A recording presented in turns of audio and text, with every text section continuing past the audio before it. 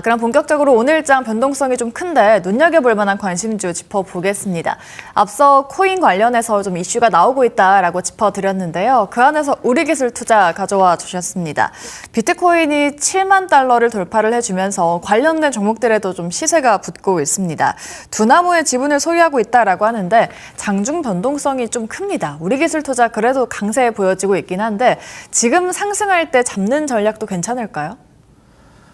저는 괜찮다라고 생각합니다. 네. 제가 이 부분에 대해서 조금 더 자세하게 설명을 드릴 건데 네. 일단 뭐 우리 기술 투자는 뭐 업비트 운영사 두나무 지분 뭐 7.2% 보유하고 있고 그러다 보니까 뭐 국내 시장에선 대표적인 뭐 가상자산 관련주로서 움직임이 나오고 있습니다. 네. 거기다가 이제 사실 비트코인 움직임이 나왔을 때 가장 민감하게 움직이는 종목이 우리 기술 투자이기 때문에 사실 아침부터 주목을 하고 있었어요. 네. 근데 움직임이 크게 나와서 사실은 히트픽으로 들고 올 수는 없었고 일단은 지금 뭐 비트코인 가격들이 급등하는 이유가 결국에는 뭐 바이백이라든지 금리 인하에 대한 가능성이 높아지니까 결국에는 이런 위험 자산에 대한 투자 선호도가 올라간다라는 기대감에 이제 같이 올라가고 있는 게 아닌가라고 보시면 좋을 것 같고 특히나 뭐 가상자산 CEO 백악관 초대했던 부분들 네. 어제도 말씀을 드렸었는데 뭐 그런 클래리티 법안 뭐 통과 촉구에 대한 내용들 연결되면서 사실 지금 같이 올라가고 있다라고 보시면 될 것 같습니다. 중요한 거는 결국 이제 이 비트코인 가격에 대한 부분들 상승으로 인해서 결국에는 뭐 이 두나무가 지분 업비트 그 운영사인 두나무 지분을 보유했던 부분들 결국 거래대금이 늘어나는 부분들로 인해서 또 이익금을 챙겨가는 부분들이기 때문에 결국에는 올라갔을 때 더 유리한 부분으로 흘러간다라는 건 맞습니다. 근데 지금 보시면은 우리가 금리 인하가 지금 진행되지는 않았지만 금리 인하가 진행됐던 시기 특히나 20년도 이후에 진행됐던 시기가 24년도 9월 달이 처음이었거든요. 네. 그때 이제 빅스텝으로 0.5%포인트가 이제 하락하는 금리 인하를 처음 시작했던 시기인데 사실 이 시기 9월 달에 24년도 9월 달 시작했었는데 10월, 11월, 12월 넘어갈수록 5만 달러에서 10만 달러까지 2배 이상 비트코인이 상승하는 그런 흐름들을 보여줬습니다. 네. 그러니까 지금 좀 전에 이제 앵커님께서 물어보셨다시피 네. 지금 6만 달러, 7만 달러 올라갔는데 또 사도 되냐 지금.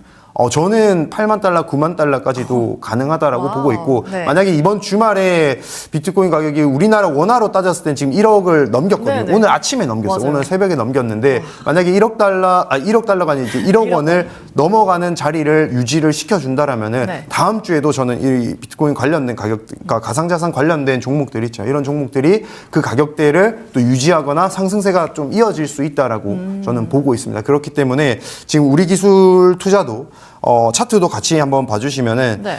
저는 1차적으로는 7,000원에서 7,500원대까지도 돌파가 가능한 자리이지 않겠나라고 보고 있는 게 이 1억 원대만 좀 유지가 된다라고 하면은 그리고 7만 달러에서 8만 달러 이 사이에 지금 왔다 갔다 하는데 이 가격대만 지금 유지만 된다 하더라도 상승폭은 또 어느 정도 만들어낼 수 있을 거다. 우리나라 국내 이 관련주들은. 그러니까 가격 전략은 7,000원에서 7,500원 목표가로 해서 한번 대응을 해보자. 이렇게까지 말씀을 드리겠습니다. 네, 비트코인 7만 달러를 드디어 돌파해냈습니다. 다만 다음 주에도 이 상승에 대한 기대감 아직까지 남아있기 때문에 관련주인 우리기술투자 오늘장 급등세 나와주고 있는데요. 다음 주에 시세도 한번 기대해 보겠습니다. 네, 그럼 두 번째 관심주 짚어보겠습니다.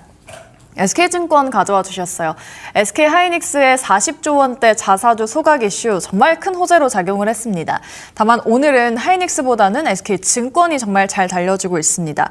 이 위탁 중개를 맡았다라는 소식이 호재로 작용을 하고 있고 SK증권 어제 상한가 이후에 오늘도 좀 추가적으로 달려주고 있는 건데 이것도 좀 단발성 주가 움직임으로 봐야 될까요?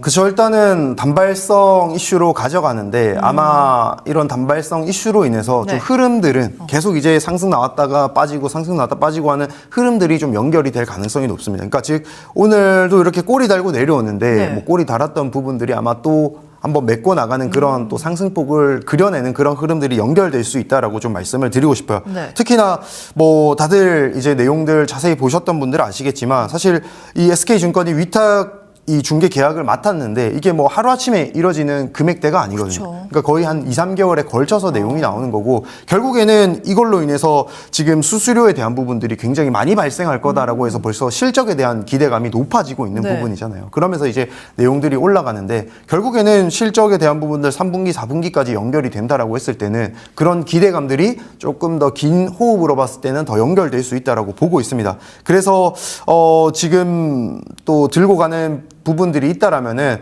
여러분들이 한번 끌고 가보시면 좋겠다라고 생각을 하고 있고 거기다가 추가적으로 지금 사실 이전에 증권주들이 이 주식시장 화랑일 때는 사실 굉장히 이제 많은 실적에 대한 기대감으로 맞아요. 이제 상승 추세를 이끌어 갔는데 지금이 이제 바닥을 찍고 다시 돌아서는 시기가 아닌가라고 생각을 하는 게 사실 최근에 이제 증시 예탁금이라든지 거래 대금의 증가가 서서히 나타나고 있습니다. 네. 지금 8월 달에도 지금 예탁금 같은 경우에는 90조 원대까지 떨어졌었거든요. 그러면서 이제 시장이 빠졌었던 부분에 대해서 지금 이제 시장에 뭐 많은 사람 투자자들이 등을 돌린다라고 했는데 지금은 다시 예탁금이 뭐 90조 원대까지 떨어졌다가 지금은 106조 원대까지 늘어나고 있어요. 그러니까 하루에 거의 2, 3조 원씩 유입이 늘어나고 있다라고 보시면 좋을 것 같고 네. 사실상 어찌됐거나 이 절대값인 투자 예탁금이 늘어나면 거래대금도 자연스럽게 늘어날 수밖에 없기 때문에 SK증권도 마찬가지로 증권사에게 거래대금 증가가 이 거래 수수료에 대한 부분들 실적 증가로 연결되기 때문에 지금 호재로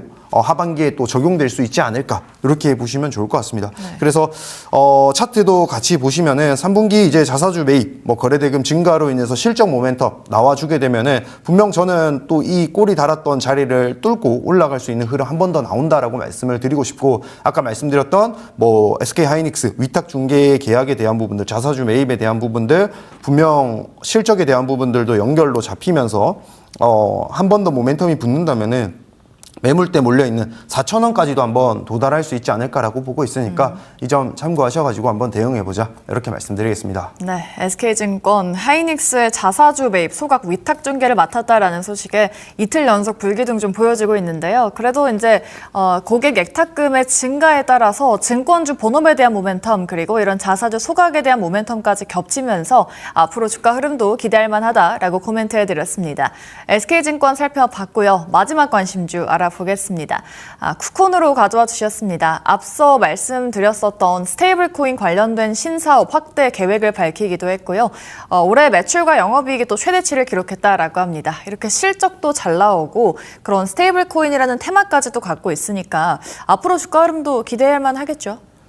맞습니다. 일단은 스테이블 코인과 관련된 부분들로 인해서 사실 좀 수혜를 받아가고 있다 이렇게 보시면 좋을 것 같고 네. 그로 인해서 사실 또 매출이 역대급으로 현재 잘 나왔기 때문에 바닥권 탈출이 나와주지 않을까라고 해서 오늘 관심주로 들고 왔다라고 보시면 좋을 것 같아요. 네. 특히나 뭐 이전에 뭐 지원금이라든지 국가에서 정책했던 부분들 나왔을 때 이 전자화폐로 해서 내용이 나왔었잖아요. 뭐 이런 부분들도 사실 쿠콘이 또 정책 수혜주로도 한번 움직였던 그런 이력이 있는 종목이기 때문에 그런 부분들도 좀 참고를 해보시면 좋겠다 말씀을 드리고 일단 뭐 우리가 중요하게 봐야 될 부분은 결국 이 스테이블 코인과 관련된 부분들 아까 말씀드렸던 뭐 가상자산 CEO들 뭐 백악관에 초대했던 부분들 그리고 클래리티 법안에 대한 뭐 촉구에 대한 부분들 이런 내용들이 결국에는 지금 뭐 이런 쿠콘이라는 기업들도 같이 수혜를 받아가고 있다라고 보시면 좋을 것 같습니다. 특히나 뭐 이 클래리티 법안 표결이 뭐 9월 15일 네. 이렇게 내용이 나오고 있기 때문에 그때까지는 상승 추세가 또 모멘텀이 유효하지 않겠나라고 보고 있으니까 요 점도 좀 알고 계시면 좋을 것 같고 특히나 이 기업이 이제 많이 부각되는 이유가 뭐 7월 달부터 해서 뭐 IM뱅크라든지 비토즈랑 이제 스테이블 코인 발행이라든지 결제 생태계 구축을 위해서 사실 기술 검증을 완료를 했습니다. 그러니까 기존에 뭐 기술을 검토한다, 뭐 개발을 검토한다 수준이 아니라 이제는 발행하고 결제해서 정상까지 바로 진행이 되기 때문에 그만큼 한 번에 좀 상승세가 크게 나오지 않을까라고 보고 있고 만약에 10만 원 돌파하게 되면 저는 또 그 이상 목표가를 2차, 3차, 4차까지 늘려갈 예정이기 때문에 뭐 이런 대응 전략들은 또 교육방이라든지 밴드 통해서 강기성 검색하시면은 또 올려드리고 있으니까 그 부분 참고하셔가지고 대응 한번 끝까지 이어가 보자 이렇게 말씀드리겠습니다. 네, 오늘의 히트픽 공략주 전기차와 MLCC 더블 모멘텀을 갖고 있는 종목으로 가져와 드렸습니다. 대주전자재료고요. 목표가 10만 원 그리고 손절가 7만 5천 원 참고를 해보도록 하겠습니다. 네, 오늘 코스피는 양전한 모습 보여주고 있고요. 코스닥 음전을 했습니다. 자, 이에 따른 전략 궁금하신 분들 저희와 끝까지 함께해 주시면 좋겠습니다. 네, 오늘 이 시간도 구차투인베스트 강기성 이사와 함께했습니다. 오늘 말씀 고맙습니다. 네, 감사합니다.